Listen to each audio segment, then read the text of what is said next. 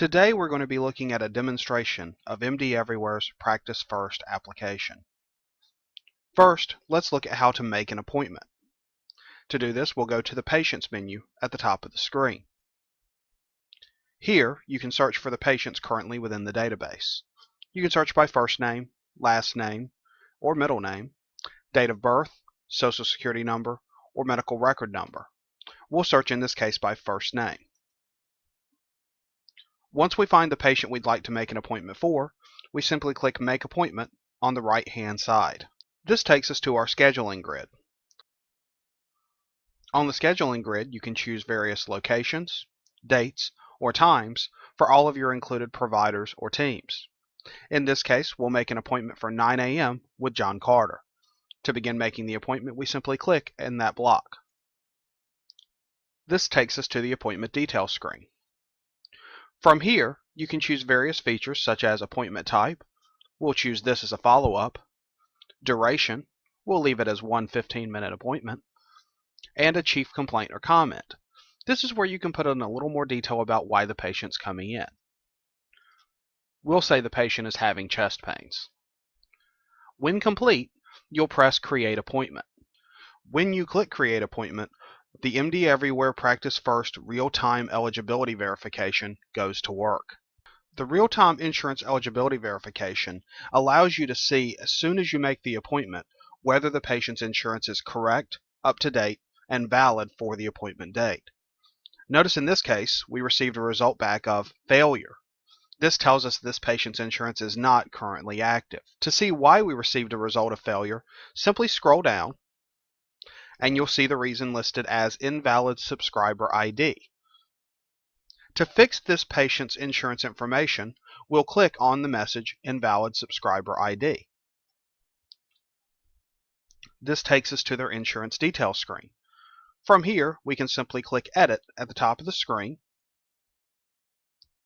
and we can correct any missing or incorrect data.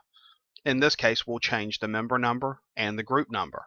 Once the data is updated, we simply scroll down and click Save Insurance. Now we simply go back to the original appointment, and we can see beside the word failure a button that says Retry Eligibility Now. We'll click this button, and the insurance verification goes right back to work. Now that the data has been corrected, we receive an instant result of active instead. With an active insurance, you can even see the patient's copay, or click on the blue eye symbol for more information. Within more information, you can see things like the payer information, deductibles, out-of-pocket expenses, and other insurance information. Now let's look at how to code an encounter.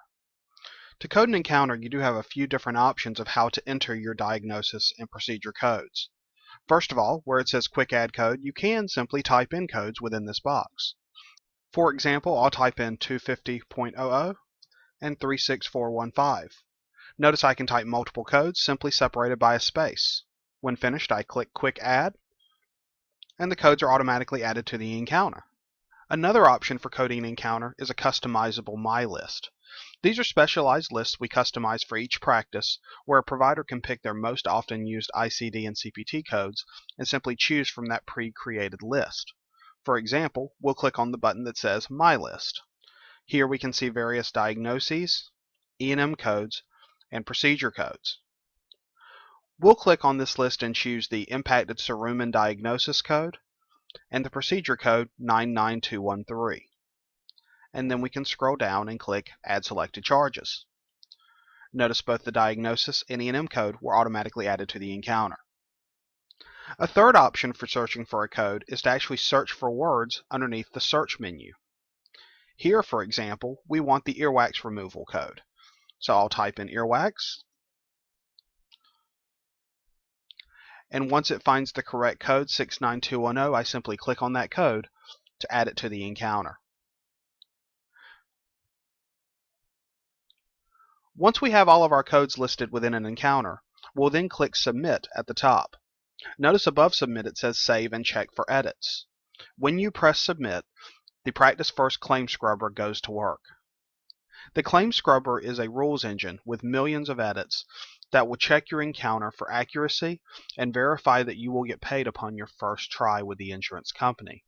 If there's anything that could potentially keep you from getting paid, such as missing or incomplete demographic information, failed insurance eligibility, or any other coding edits such as needed modifiers, bad diagnosis and procedure combinations, or bundling edits, you'll receive an edit telling you about what needs to be corrected. We'll press Submit and let the Claim Scrubber go to work. In this case, the Claim Scrubber found 5 edits to be fixed with this encounter. We click on the words 5 edits, and it takes us to the Edits section. Our first edit tells us that a 99213 has a bundling relationship with a 69210, and we need to add a modifier to fix that encounter. Notice that the next couple of edits are related and also mention that a 99213 should not be billed on the same date as a minor procedure without an appropriate modifier. Both of these edits are telling us that we need to add a modifier 25 to the 99213. To do this, we simply click on the 99213 procedure code and check the modifier 25 within the modifier list. We then go back to the encounter and click Submit again. Just like that, edits are fixed, and those edits have been removed from the Edit section below. In real life, this would have been a claim that would be submitted without the modifier 25 and denied for payment. Now, as soon as we've coded the encounter, we're instantly told what we need to correct to help ensure that we get paid on the first pass-through with the insurance company. The next edit I'd like to look at is the PQRS information needed. This edit is built to help doctors complete their PQRS requirements with Medicare. Because this patient is a Medicare patient, we received this edit. We'll go ahead and click on the edit, and we're asked a series of questions that we'll answer to resolve the PQRS requirements. First, regarding their A1C, we'll choose this scenario. Next, for their LDL, we'll choose the first scenario. For their high blood pressure control, we'll choose the second option. And for the advanced care plan, we'll choose the third option. By simply choosing from the list of options within the edit, notice all of the procedure codes that were added to the encounter. Instead of having to know which codes to select, you simply answer basic questions and we do the rest. Once again, we'll click on Submit at the top to see if that resolved the PQRS edit. We now only have one edit left for the patient. This edit we won't be able to fix today as this is not a real patient, but notice the edit says eligibility has not been verified or has failed. That's because in our demo database we're not using a real patient this time, so they're not really a Medicare patient. But in real life, this means that your patient who has wrong or incomplete insurance data, you will not be able to send the claim until you get the proper insurance information placed into the system. To simulate fixing this, we'll change James Wilson from a Medicare patient to a self-pay patient instead. Notice at the top of the screen that this patient now is listed as a self-pay patient. Now we'll click Submit and see what the Claim Scrubber comes back with. Notice that the eligibility edit went away as this patient is no longer on a Medicare plan, and the claim is automatically in a ready for billing status, meaning that all edits have been repaired. All of these edits are built so that MDeverywhere can help you guarantee that you'll get paid the first time, every time.